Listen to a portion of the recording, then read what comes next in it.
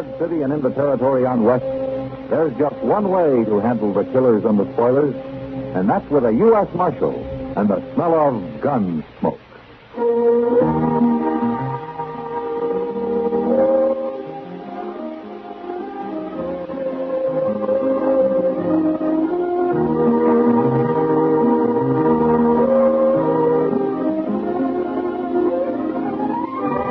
Gunsmoke, starring William Conrad. The story of the violence that moved west with young America. And the story of a man who moved with it. I'm that man. Matt Dillon, United States Marshal. The first man they look for and the last they want to meet. It's a chancy job, and it makes a man watchful. And a little lonely.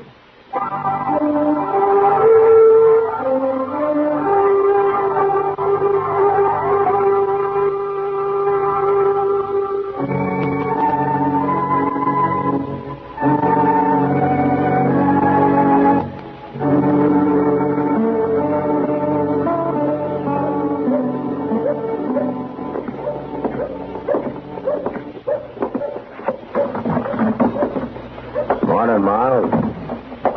17 minutes, Matthew. 17 minutes exactly since I sent that boy to find you. How's that so? A crime has occurred, Matthew. And dawdling over your breakfast coffee is not likely to bring the culprit to justice. The boy said somebody broke into your store last night, Miles. Aye. How'd they get in? Well, by breaking the glass in the back window.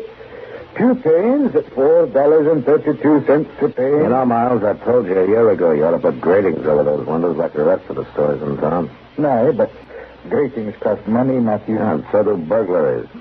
Oh, what did they take? Well, I've been compiling a list. Now, here's exactly what's missing. 1 blue blanket, retail price $6.40. 1 blue denim jacket, size 36. Retail price $3. The prices aren't important, Miles. Oh, to me they are.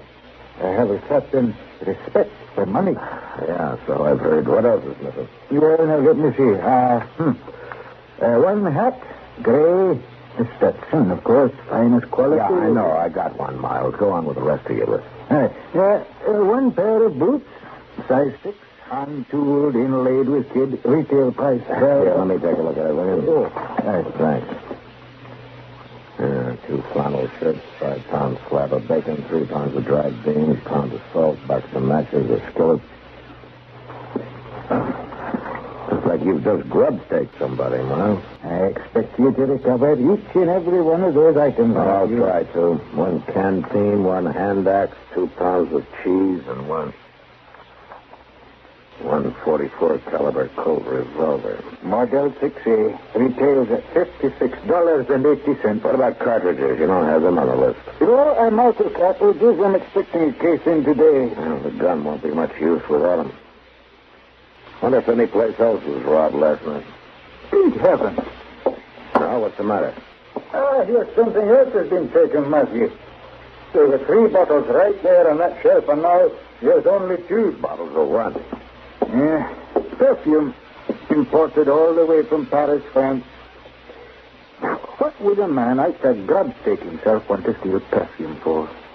Maybe it wasn't a man, Miles. Huh? And the size of those boots and the jacket. Girl! Well, what in the name of heaven would she be up to? I don't know. Mr. Jones? Yeah, what is it, sir? Wilbur Jones. Somebody come into his store, held him up a while ago. What? Did he recognize him? No, sir. He stuck a gun in his back, made him go into the storeroom, and locked the door on him.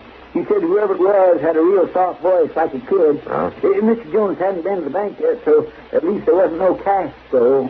Oh, what was stolen? Nothing, except a box of 44 caliber cartridges.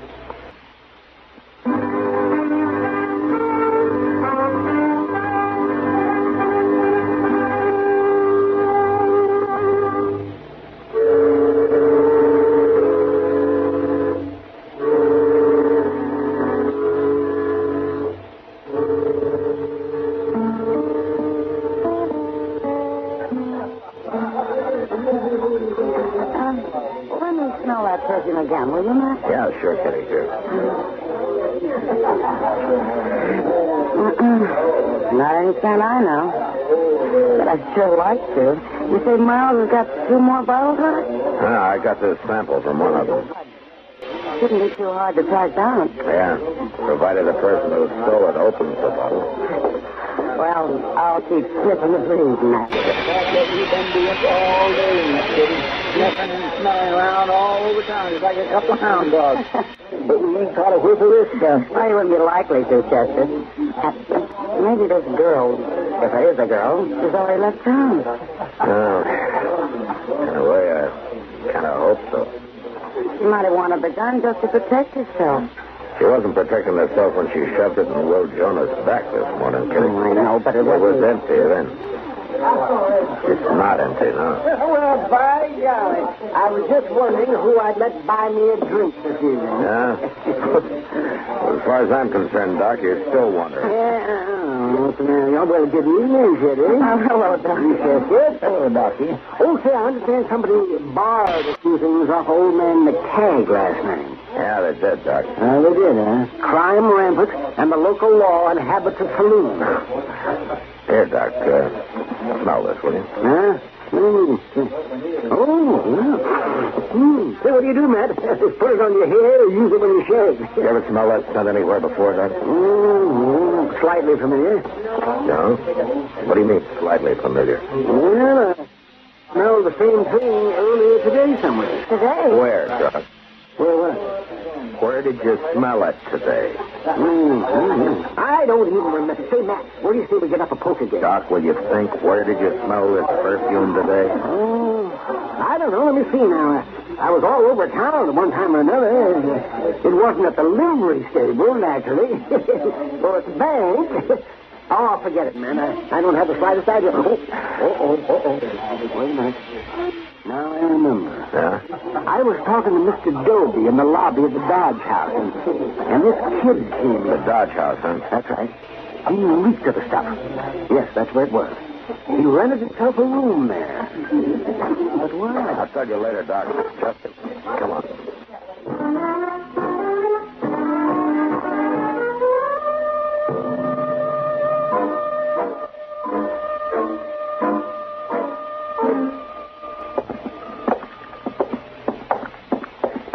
It's next door on the left there, Mr. Dillon, according to what Mr. Doby said. Yeah. Be careful of that water picture.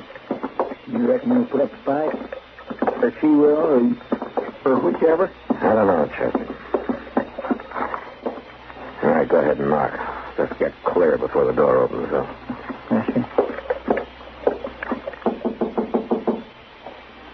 Who's there? I fetched you some drinking water. Leave it out here in the hall. Okay, but you better get it before the ice melts. All right, walk off a ways, Chester.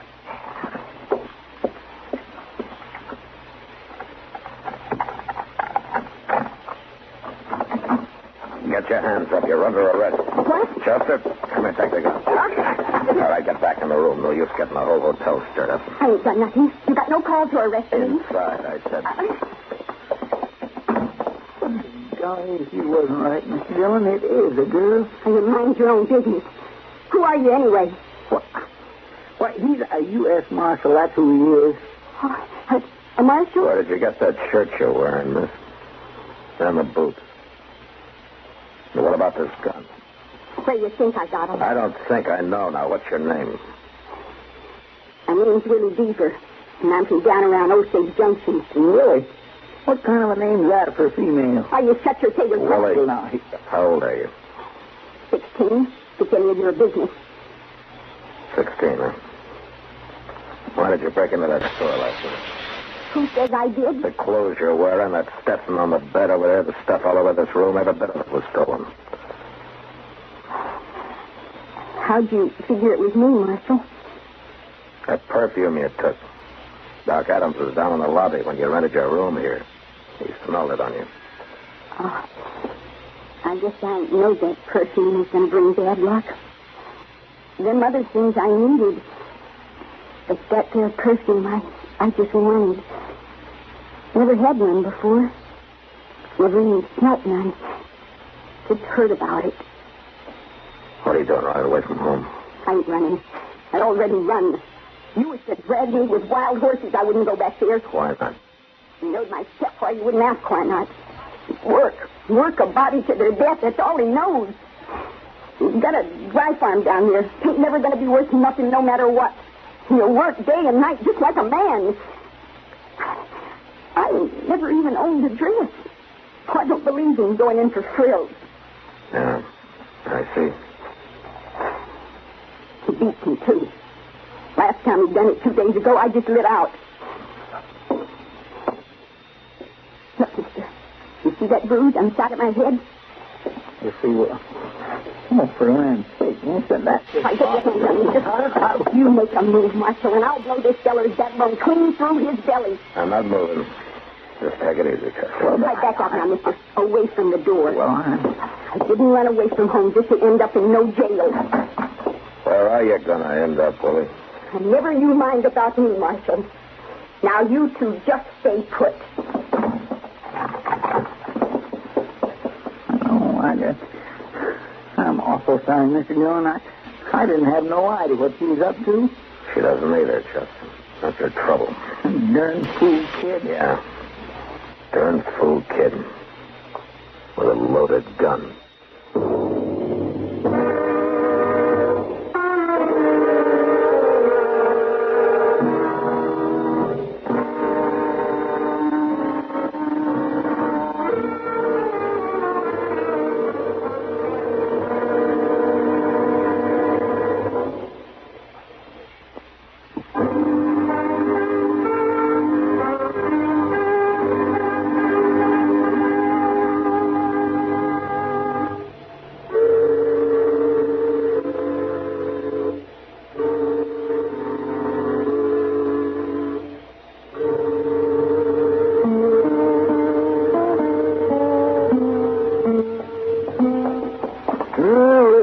Matthew, this shirt's not been worn. Won't have to discount it, at least. Now, the same goes for this skillet, Miles. And a blanket, canteen, hand axe. None of these beans than you need, Miss McCagg. No, just hold your horses, you two.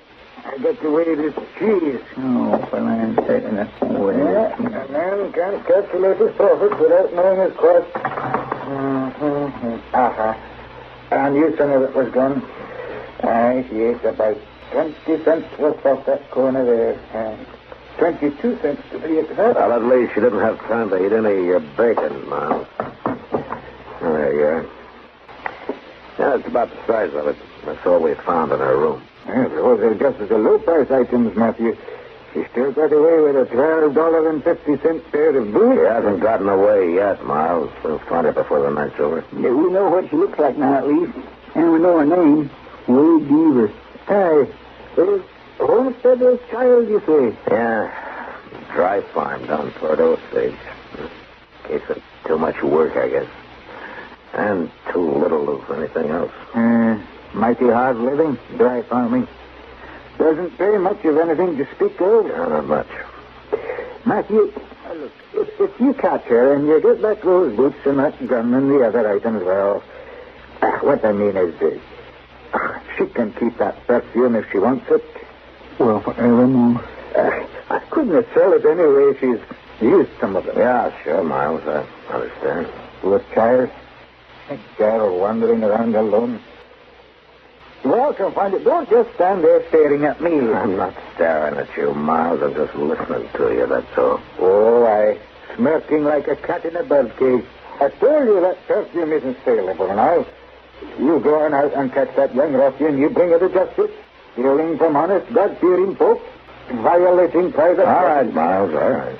And, if you get that gun and those boots back and does not hurt any, and the denim jacket, too, well, I'll give that child a dress right out of my stock. My land gracious. Well, it's not a matter of sentiment, no. It's just that it isn't fit for a young girl to go into court dressed like a man. It's no decent. Yeah, sure, Miles. I know what you mean. Just a proper respect for appearances. That's all it is, isn't it? Oh, confound the both of you. You're trying to accuse a man of charity when he hasn't an ounce of it in his entire nature. Is that your stage off it sounded like? Yeah, come on, Chester, let's find out.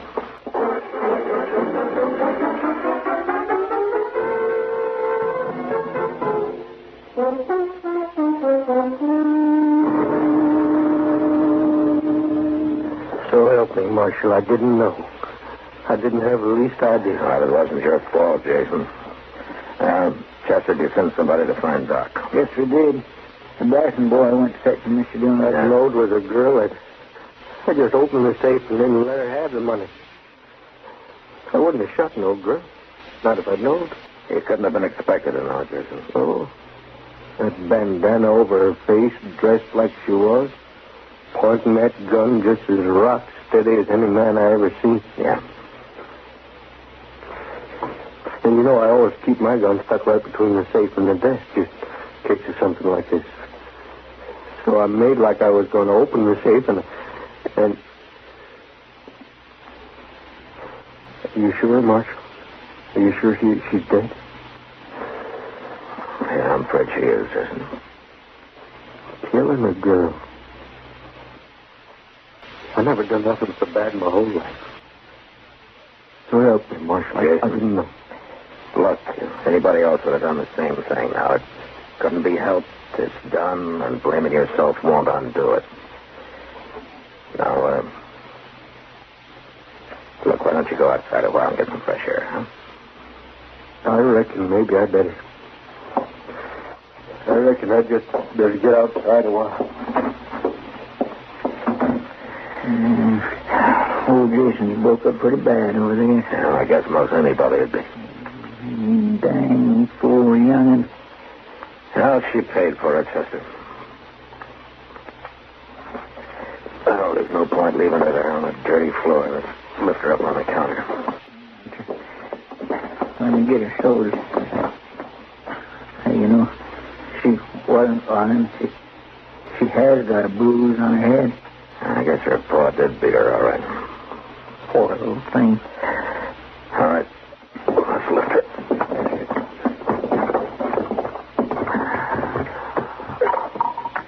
Oh, what's that fellow out of a jacket? Look,